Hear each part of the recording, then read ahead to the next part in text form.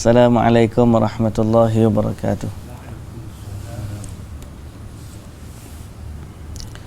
Bismillahirrahmanirrahim. Alhamdulillahi rabbil alamin, wassalatu wassalamu ala asyrafil anbiya'i wal mursalin, nabiyyina Muhammadin wa ala alihi wa sahbihi ajma'in. Rabbi syrah li sadri wa yassir li amri wa hlul 'uqdatan min lisani yafqahu qawli, amma ba'du. Muslimin, muslimat yang dirahmati Allah Subhanahu wa taala sekalian. Alhamdulillah, puji dan syukur bagi Allah Subhanahu wa taala. Selawat serta salam atas Nabi kita Muhammad sallallahu alaihi wasallam, juga atas ahli keluarga baginda, para sahabatnya, para pengikutnya sehinggalah ke hari kiamat. Alhamdulillah. Pada pagi ini kita diberi rezeki oleh Allah Subhanahu wa taala untuk sambung bacaan kita dari surah Al-A'raf.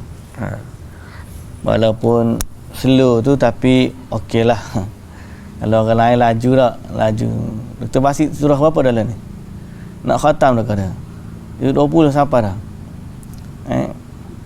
Kita slow-slow. Tak tengok hari ni surah ke apa dia? Ar-Rum 20 lah. 20. Laju dia. Kita ni berapa tahun-tahun dah. Tapi slow-slow tak apa. Slow-slow. Baik, kita baca dari surah Al-A'raf bermula ayat 184. Yang ni kita baca dah semalam tapi kita ulang baliklah. A'udzu billahi minasy syaithanir rajim. Awalam yatafakkaru ma bisahibihim min jinnah in huwa illa nadhirun mubin.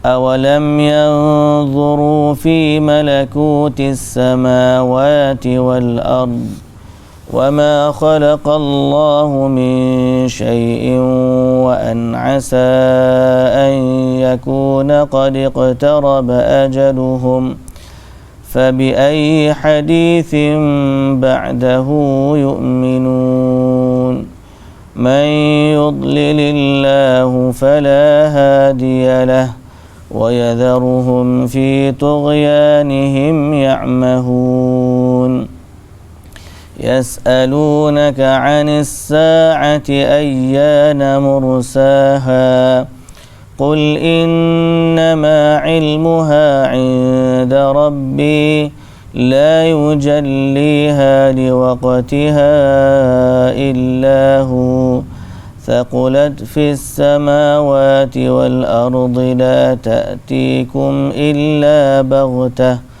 يسألونك كأنك حفي عنها قل إنما علمها عند الله ولكن أكثر الناس لا يعلمون. Bismillahirrahmanirrahim. Alhamdulillah, sekali lagi puji dan syukur bagi Allah Subhanahu wa taala, selawat dan salam pada Nabi kita Muhammad sallallahu alaihi wasallam, juga atas ahli keluarga baginda, para sahabatnya dan para pengikutnya yang setia sehinggalah ke hari kiamat. Muslimin dan muslimat yang dirahmati Allah. Hari semalam kita ada sebut tentang satu perkara yang berlaku kepada orang-orang yang mendustakan ayat-ayat Allah, iaitulah al-istidraj.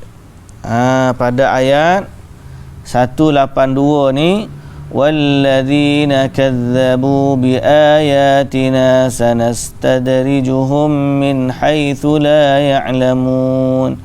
Dan orang-orang yang mendustakan ayat-ayat kami akan menarik mereka sedikit demi sedikit ke jurang kebinasaan. Maknanya sikit-sikit, makin lama makin berat dia punya kekufuran itu. Kemudian mereka tak sangka min haitsu la ya'lamun, mereka tidak mengetahuinya bahawa itu adalah perancangan Allah. Wa umli lahum inna kaidi matin, kemudian mereka diberi tempuh, diberi tangguh, sesungguhnya rancangan balasku amatlah teguh. Maksud istidraj. Jadi hari ini kita nak detailkan sedikit berkaitan dengan istidraj. Semalam kita sebut dah, tapi hari ini nak sebut lagi, supaya kita ni beringat. Istidraj ni adalah penangguhan azab. Penangguhan azab dalam masa yang sama diberikan nikmat. Sambil tangguh tu, sambil diberi nikmat. Tangguh apa? Tangguh azab. Tapi dalam penangguhan azab tu diberi nikmat. Allahu Akbar. Nikmat, diberi nikmat sementara menunggu azab. Jadi apa yang berlaku? Mereka berada dalam kelalaian, sedang dosa mereka makin bertambah. Kerana Allah Azza wa Jalla berkehendak mengazab mereka dengan sekeras-keras azab, lalu Allah bagi kepada mereka nikmat sehingga mereka lupa kepada azab Allah Subhanahu wa taala. Jadi ini berlaku kepada orang yang mendustakan ayat-ayat Allah. Kita tengok musuh-musuh agama, musuh-musuh Islam, mereka diberi nikmat. Dia cela Nabi Muhammad sallallahu alaihi wasallam, Allah bagi dia tangguh. Dia cela Quran, Allah bagi tangguh. Dia hina agama, Allah bagi tangguh. Kemudian selama berada dalam tangguh tersebut, dia pula diberi nikmat. Dia rasa dia berada di atas jalan yang benar dan sebagainya, sehingga bila datangnya azab, maka Allah mengazab mereka dengan sekeras-keras azab. Jadi kita sebagai orang Islam, berlaku dah istidraj ni pada kita, juga berlaku kepada orang yang mengingkari Allah Subhanahu wa taala. Cuma dalam skala yang tidak lebih besar daripada orang kafir lah azab dia tu. Adapun orang yang beriman, ada juga kadang-kadang diberikan kepada mereka istidraj. Dan kadang-kadang istidraj itu boleh menyebabkan mereka kufur kepada Allah. Itu bahaya. Sebagai contoh, kita kata ahli sihir, Tok Bomo, mengaku Islam, tapi dalam masa yang sama minta bantuan jin dan syaitan. Allah bagi kepada dia kejayaan pada apa yang dia nak buat. Dia sihir orang tu, kena sihir tu betul berlaku, maka itu istidraj, Allah benarkan berlaku. Tapi nilai harga dia yang kena bayar ialah nanti hari akhirat dia akan menerima azab yang lebih daripada orang lain. Yang tu bahaya. Jadi istidraj ni kena beringat. Kadang-kadang orang ni dia lawan agama, dia anti hadis, dia anti Quran, dia anti pada apa tu, macam-macam lah. Tapi Allah bagi kepada dia istidraj. Ramai follower dia, ramai pengikut, orang puji pun istidraj juga. Orang puji dia, kata dia baguslah dia. Orang peluk jamu dia bagi, macam-macam lah nikmat, padahal dia jauh daripada Allah Subhanahu wa taala. Yang ni kena hati-hati. Wa ma'nahu annahu yuftahu lahum abwabur rizqi wa wujuhul ma'ashi fid dunya hatta yaghtarru bima hum fihi wa ya'taqidu annahum ala syai'. Makna istidraj, dibukakan baginya pintu rezeki dan wajah-wajah kebaikan di dunia. Wajah-wajah kehidupan di dunia. Senang, ramai pengikut, orang puji, banyak rezeki, dalam keadaan aman. Hatta yaghtaru bima hum fihi, sehingga mereka tertipu dalam keadaan mereka itu. Tertipu dalam keadaan mereka itu. Wa ya'taqidu, dan mereka beriktikad annahum ala syai', bahawa mereka ni berada di atas sesuatu kebenaran. Jadi dia rasa dia betul. Sebab apa? Sebab kalau dia tak betul, takkan Allah bagi nikmat. Dia lupa nikmat ni bukan penanda kebenaran. Jangan kita kata bila kita dapat nikmat kita benar, bila kita dapat kesusahan kita ni salah. Tidak. Kebenaran ni diukur dengan Al-Quran dan As-Sunnah. Ada saja ulama hidupnya merempat, tapi dia berada di atas manhaj yang benar. Ada saja orang yang hidupnya senang lenang, tapi dia berada di atas jalan yang batil. Jadi kena ingat, istidraj ni nak menunjukkan bahawa kebenaran tidak diukur dengan kesenangan dunia. Kalaulah kesenangan dunia itu menjadi ukuran kebenaran, nescaya Fir'aun pasti berada di atas jalan yang benar. Sebab Fir'aun ni tamadun yang hebat, maju lagi, tentera pun ramai, kaya lagi, tapi akhirnya dia mati dalam keadaan kufur. Jadi kena ingat, istidraj ni nak ayat kepada kita, kebenaran tidak diukur dengan kemewahan. Mentah dia banyak duit, dia tu betul. Tak. Kalau mentah dia ni dihina, dicaci, ditohmah, dia ni salah. Tapi kena ukur dengan Al-Quran. Kalau tengok penghinaan terhadap seseorang, bila tak ukur Quran, patutlah. Sebab dia ni main hentam je ayat Quran. Kita tahulah sebab salah dia tu. Orang lain ni akan diuji nanti. Fitnah Dajjal ni datang, Dajjal dia bawa kesenangan. Dajjal dia bawa kesenangan. Siapa yang ikut Dajjal jadi senang. Siapa yang lawan Dajjal jadi susah. Di saat itu nanti kita diuji, nak ikut ke tidak. Sedang Quran dan Sunnah jelas menunjukkan sifat-sifat Dajjal. Nanti kita baca ayat terakhir ni. Jadi Allah Ta'ala kata, awalam yatafakkaru ma bisahibihim min jinnah.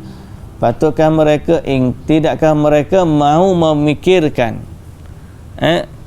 dengan fikiran yang siuman bahawa sahabat mereka itu, yakni Nabi Muhammad sallallahu alaihi wasallam, tidak sekali-kali menghadap penyakit gila sebagaimana yang mereka tuduh itu. Bahkan in huwa illa nadhirum mubin, bahkan ia hanyalah seorang pesuruh Allah yang memberi amaran yang jelas. Awalam yanzuru fi malakutis samawati wal ard, patutkah mereka membutakan mata, tidak mahu memikirkan alam langit dan bumi dan segala yang diciptakan oleh Allah. Kenapa mereka tak nak beriman? Apakah mereka tidak berfikir? Orang beriman ni apakah dia tidak berfikir? Orang yang kufur. Orang yang kufur ni apakah mereka tidak berfikir memerhatikan alam langit dan bumi, serta wa ma khalaqallahu min syai'in, serta apa yang diciptakan oleh Allah dari segala sesuatu. Wa an asa an yakuna qad iqtaraba ajaluhum, dan memikirkan bahawa harus telah dekat ajal kebinasaan mereka. Dia tak fikir ke Allah Ta'ala cipta langit dan bumi dan segala sesuatu yang ada, dan dia tak fikir ke macam mana ajal dia sudah dekat. Fabi ayyi haditsin ba'dahu yu'minun, maka kepada perkataan yang mana lagi sesudah datangnya kalamullah, yakni Al-Quran, itu mereka mahu beriman. Nak tunggu ayat mana lagi tak tahulah. Okay? Jadi orang yang tidak beriman ni, dia tidak menggunakan akal dia dengan sewajarnya. Mungkin dia cerdik dalam urusan dunia, tapi bila berkait dengan hari akhirat, kalau tak beriman, nama dia tak cerdik lah. Nama dia tak cerdik, menzalimi diri sendiri. Biarlah atas urusan dunia ni hebat dia, harta berbilion-bilion, tapi bila tidak beriman kepada Allah, tetap tak cerdik. Tak cerdik apa? Sebab dia melebihkan urusan sementara dan dia mensia-siakan urusan yang selama-lamanya. Okay? Man yudlilillahu fala hadiyalah, dan siapa yang disesatkan oleh Allah kerana keingkarannya, maka tidak ada sesiapa pun yang dapat memberi petunjuk kepadanya, dan Allah membiarkan mereka meraba-raba dengan bingung dalam kesesatan.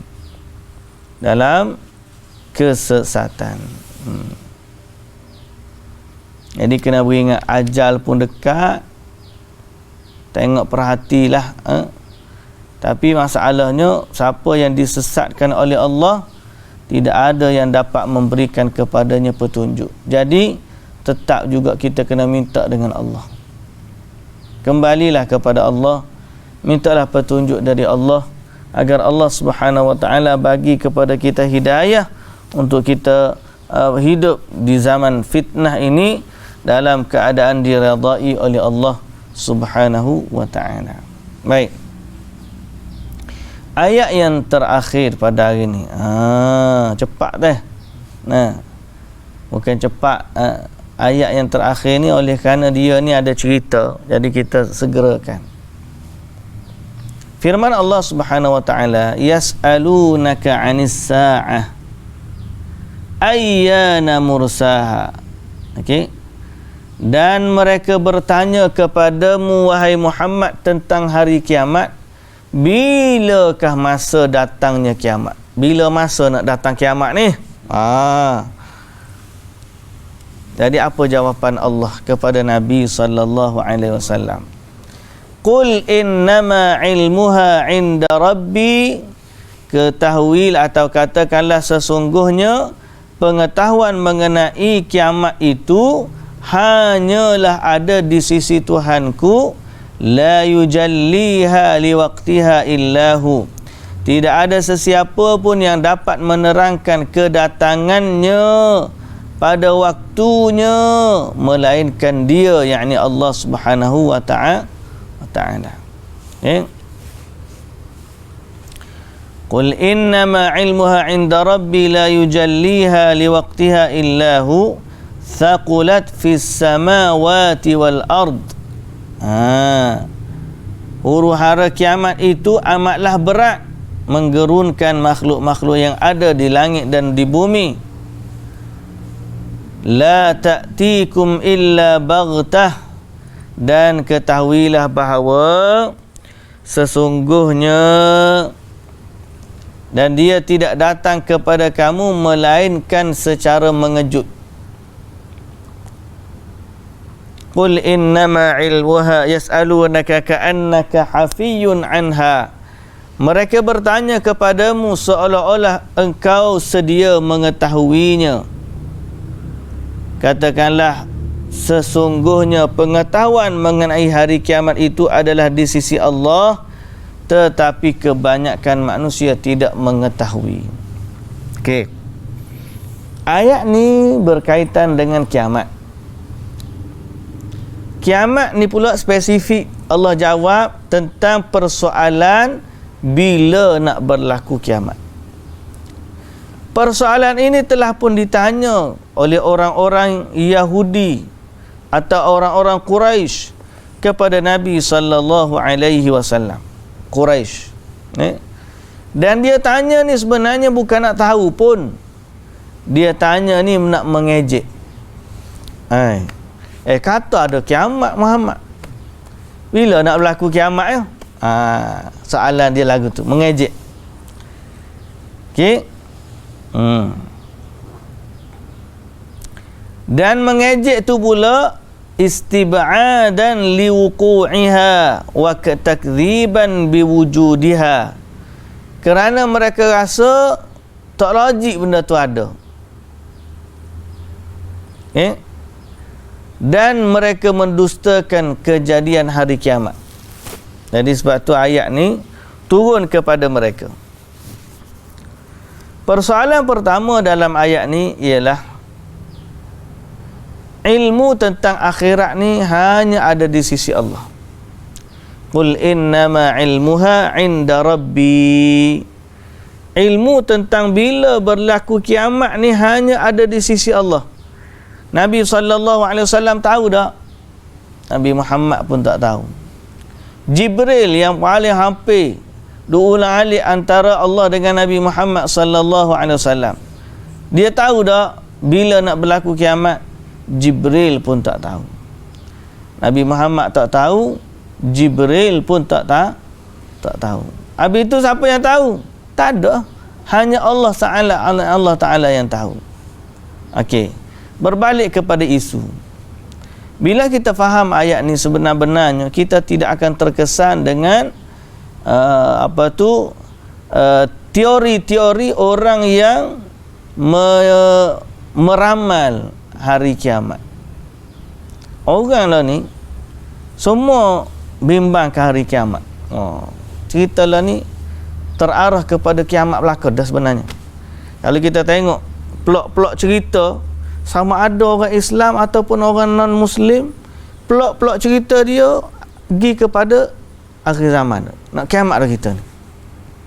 Boleh kata ke semua orang boleh sepakat gitu, bahawa kita ni hampir dah nak berlaku kiamat. Cuma bila tu tak ada orang boleh bagi tahu. Dan ada orang cuba meramal sebelum ni, semuanya tak berlaku. Malah ada movie orang putih buat cerita 2012. Sebab dia sangka kiamat ni nak berlaku 2012 berdasarkan kalender Mayan kalender. Sebelum daripada tu dah ada dah 1999 orang ramal juga. Jadi banyak orang tukar ramal tentang kiamat ni. Orang Islam dia kena kembali kepada ayat ini. Apa dia? Tidak ada orang yang tahu tentang kiamat melainkan Allah. Jadi tak payah sibuk-sibuk nak ganggu sesuatu yang hanya Allah Ta'ala yang tahu. Ya, siap awak kira-kira kita ni sistem khalifah dah jatuh dah. Kemudian datang pula raja pertama, raja kedua, gini. Kemudian ada anak raja 3. Lepas tu tak jadi. Pada fasa pun, fasa Islam nombor 1, fasa 2, fasa 3. Kita ni duduk di fasa keempat dah ni. Maknanya berlaku kiamat. Tak lama dah, dalam masa 20 tahun, 30 tahun nak berlaku kiamat. Siapa yang kata begini, maka dia telah mengingkari ayat Allah ni. Tak payah duduk sibuk lah. Nabi SAW tak suruh kita sibuk dengan bila nak berlaku. Tapi Nabi SAW perintahkan kita supaya bersedia menghadapi hari kejadiannya. Tu ya. Pas kalau kita fikir-fikir pun jadi ke tak? Allah Ta'ala kata la ta'tikum illa baghtah. Dia tidak datang melainkan mengejut. Kalau ada orang boleh kira, nescaya tak mengejut lah. Tak? Ni tak. Dia datang tu secara mengejut. Mengejut ni macam mana? Manusia dalam keadaan leka. Istidraj tadilah. Allah bagi kepada dia kesenangan, dia lupa kepada hari kiamat. Macam kita kata lah ni lah, kita pun ada ramai ni, banyak istidraj. Istidraj dia macam mana? Kerja, dapat gaji, naik pangkat. Padahal makin dia naik pangkat, makin dia jauh dari Allah. Dia tak semayang pun gaji dia naik. Dia tak semayang pun rezeki dia murah. Dia kata, aku ni ada harta, ada kaya, ada rumah, ada kereta, ada gapo, tak semayang pun tak apa. Inilah dia panggil istidraj tadi. Dia pun lalai, dia pun leka dengan kedatangan hari kiamat. Dia tak perasan pun. Ni, tiba-tiba bila berlaku kiamat, barulah kelam kabut. Dia datang secara tiba-tiba. Disebut dalam hadis, ataupun dalam ayat Quran sebelum daripada tu, kalamhil basari au huwa aqrab. Berlakunya kiamat ni seperti sekelip mata atau lebih dekat daripada, lebih cepat daripada kelipan mata. Bila dia berlaku tu sekejap je, tak ada nak buat apa-apa. Sehingga disebut dalam hadis riwayat al-Imam al-Bukhari dari Abi Hurairah radhiyallahu anha, la taqumu as-sa'atu hatta tatlu'a asy-syamsu min maghribiha. Tidak berlaku kiamat sehingga matahari terbit dari baratnya, dari tempat terbenam. Fa idza tala'at wa ra'aha an-nasu amanu ajma'un. Bila manusia tengok matahari terbit dari ufuk barat ni, maka semua mereka beriman kepada Allah, mengaku dah lah. Sebelum ni tak sedar. Sebelum ni istidraj, galik. Galik. Hidup dengan kenikmatan ni galik. Apa tahu galik? Lalai, leka. Dia leka dengan kelalaian dia. Okey. Jadi kata Nabi sallallahu alaihi wasallam, fadzalika hina la yanfa'u nafsan imanuha lam takun amanat min qablu aw kasabat fi imaniha khaira. Pada hari tersebut tidak lagi bermanfaat kepada seseorang iman dia yang sebelumnya dia tidak beriman, atau amalannya yang sebelum itu dia tidak beramal, tidak bermanfaat belakang. Kejut, hari tu kejut. Nak kiamat dah kau kita tengok matahari terbit dari ufuk barat. Tapi masa tu tidak berguna dah imannya.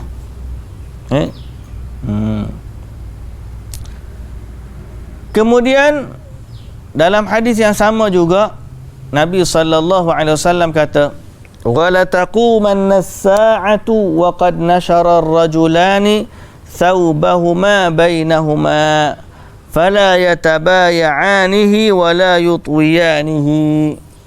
Ada dua orang lelaki menghamparkan kainnya di antara bainahuma, antara dua orang tu pakat letak kain untuk menego. Bila datang kiamat, fala yatabaya'anihi wa la yutwiyanihi. Tak sempat nak jual beli dan tak sempat nak bawa balik pun dia apa. Tuan-tuan tengok tak, kalau kita pergi Mekah, orang jual apa kain, lepas tu mari polis. Buku lari. Kita nak bayar pun tak sempat. Apa tak? Nabi SAW sebut, bila nak berlaku kiamat, ada orang ni galik, dia nak jual. Tiba-tiba berlaku kiamat. Mana dia tak mikir-mikir kiamat, dah dia relax macam biasa je. Khabar-khabar kiamat. Saat berlakunya, dia hampa kain, tak sempat jual beli antara dua orang. Wala taqumanna as-sa'atu wa qad insarafa ar-rajulu bilabani liqhatihi fala yat'amuhu. Dan akan berlaku kiamat, seorang lelaki baru je perah susu kambing dia, susu lembu dia. Berlakunya kiamat, tak sempat pun dia nak minum hak dia perah tadi. Dan ada orang yang buat tempat minum untuk binatang. Dia letak minuman untuk binatang. Tak sempat juga binatang minum. Dan lebih berat lagi, Nabi SAW kata, wala taqumanna as-sa'atu warrajulu qad rafa'a aklatahu ila fihi fala yat'amuha. Dan akan berlaku kiamat dalam keadaan seorang lelaki telah mengangkat makanan ke mulutnya, tapi dia tak sempat pun nak makan makanan. Tak telan, tak boleh nak telan. Mati. Kiamat berlaku. Jadi kiamat ni sifat dia gitu. Yang duk kira ke takalluf dia panggil. Takalluf ni kita kira. Walaupun pada dasarnya kita setuju semua kita ni sudah berada di akhir zaman. Tapi don't be too specific lah. Yang kata kita ni fasa keempat dah ni, akan berlaku kiamat dalam masa 10 hingga 20 tahun lagi. Itu dah spesifik. Tak boleh. Kalau setakat kita kata kiamat memang sudah dekat, kita pun tak tahu bila lah, cuma sangat-sangat dekat. Okey. Umum gitu. Okey. Yas'alunaka ka'annaka hafiyun anha. Mereka bertanya seolah-olah Nabi ni tahu. Cuma Nabi sembunyikan daripada mereka. Jawapannya salah. Nabi pun tak tahu. Sebab tu Allah Ta'ala tegaskan sekali lagi. Qul innama ilmuha indallah. Katakanlah ilmunya hanya ada di sisi Allah. Walakinna aktsaran nasi la ya'lamun. Akan tetapi kebanyakan manusia tidak mengetahui. Cumanya alhamdulillah kalau kita merujuk kepada hadis Jibril yang masyhur, bila Jibril tanya Nabi sallallahu alaihi wasallam bila berlaku kiamat, Nabi sallallahu alaihi wasallam dia jawab tak ada. Dia tak tahu. Ke tak ada. Dia tak tahu. Orang yang ditanya pun tak tahu, orang bertanya pun tak tahu. Cuma dalam hadis yang sama, Nabi sallallahu alaihi wasallam memberitahu tentang tanda-tanda dia. Memberitahu tentang tanda-tanda dia. Jadi sebab tu ada tanda-tanda kiamat ni. Kiamat ni ada tanda-tanda dia, walaupun kita tak tahu bila, tapi sebaik saja kita tengok tanda-tanda dia, kita kena berhati-hati. Dan kalau kita sempat lagi sebelum terbit matahari dari ufuk barat, kalau kita nak tambah amalan, maka berusahalah bersungguh-sungguh. Kita jangan duk kata berlaku kiamat dah. Sebaliknya kita kena tambah amal. Okay? Dan Jibril alaihissalam bila bagi tahu, bila Nabi sallallahu alaihi wasallam, bila dia tanya Nabi tentang tanda kiamat, Jibril pun jawab, ataupun Nabi Muhammad sallallahu alaihi wasallam pun jawab. Dia jawab apa? Atau bila dia tanya apa? Akhbirni an amaratiha, bagi tahu aku tentang tanda-tanda dia. Maka Nabi sallallahu alaihi wasallam bagi tahu tanda-tanda dia. Ada hadis-hadis yang menunjukkan Allah reveal kepada manusia tentang tanda kiamat ni. So kita hanya boleh berpegang pada tanda, jangan be spesifik. Akan berlaku kiamat sekian-sekian bulan, tak ada. Tanda dia tu untuk mengingatkan kita. Bila dia nak datang, wallahu ta'ala alam. Jadi maksud daripada tanda kiamat ni adalah supaya manusia ni mempersiapkan diri. Bila datang 1, 2, 3, tanda kecil lagi lah banyak. Tanda besar ada 10. Tanda besar ada 10. Apa dia 10 tu? Pertama apa? Dajjal. Kedua, ataupun pertama kita kata dukhan. Dukhan ni asap yang tebal. Yang kedua, Dajjal. Yang ketiga, turunnya Nabi Isa alaihissalam. Yang keempat, Ad-Dabbah, binatang melata. Yang kelima, apa? Terbit matahari dari ufuk barat. Okay. Yang keenam, kelima dah tu. 6 dah. Sekarang yang ketujuh. 6. Apa dia mula-mula? turun Nabi dukhan, asap. Kemudian Nabi Isa, kemudian Dajjal atau Dajjal dulu, kemudian Nabi Isa, kemudian Ya'juj Ma'juj. Lain, Ya'juj Ma'juj lain, Dajjal lain. Imam Mahdi sebelum daripada tu, sebelum kedatangan Dajjal ada Imam Mahdi, dan dia termasuk tanda-tanda kecil. Tanda-tanda kecil. Sebab Imam Mahdi ni dia memerintah sebelum daripada tu. Tengah-tengah memimpin dengan adil, datang Dajjal. Dajjal ni dia lawan Imam Mahdi. Jadi Imam Mahdi pun bertembung dengan dia. Dia habis bertemu dengan tengah-tengah lawan tu, turun Nabi Isa dari langit. Jadi datangnya Dajjal tanda besar. Kita sebut apa tadi? Sekali lagi, dukhan, asap. Kemudian Dajjal. Kita sebut ni bukan ikut turutan, bukan maknanya kronologi tu begitu, tak. Kronologi ni wallahu ta'ala alam. Cuma bila dia datang tu berturut-turut dah. Okey. Sekali lagi, banyak kali dah ni. Asap, Dajjal, turun Nabi Isa, Ya'juj Ma'juj, kemudian terbit matahari dari ufuk barat, kemudian keluar binatang melata.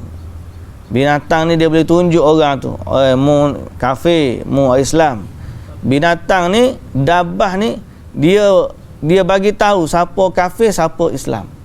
Kenapa dia boleh bagi tahu? Sebab kalau ikut dia ni, dia keluar setelah matahari terbit dari ufuk barat. Bila matahari dah terbit kan, tertutup dah pintu taubat, dah tak boleh dah. Tu yang ke-7, 3 gempa. 3 gempa ataupun tanah runtuh. Satu di barat, satu di timur, satu di timur, nombor 7. Nombor 8, satu di barat. Nombor 9, satu di semenanjung tanah Arab. Ada 3 tanah runtuh yang besar. Bukan runtuh main-main dak, runtuh besar-besaran. Cuma kita tak tahu mana tempat dia. Cuma Nabi sebut satu di barat, satu di timur, satu di Jaziratul Arab. 9 ada kan? Dan yang ke-10 ialah api yang keluar, yang menghambat manusia ke perhimpunan mereka. Keluar api sehingga manusia ni pun lari daripada api tersebut. Lagi dia lari, api tu kejar dia.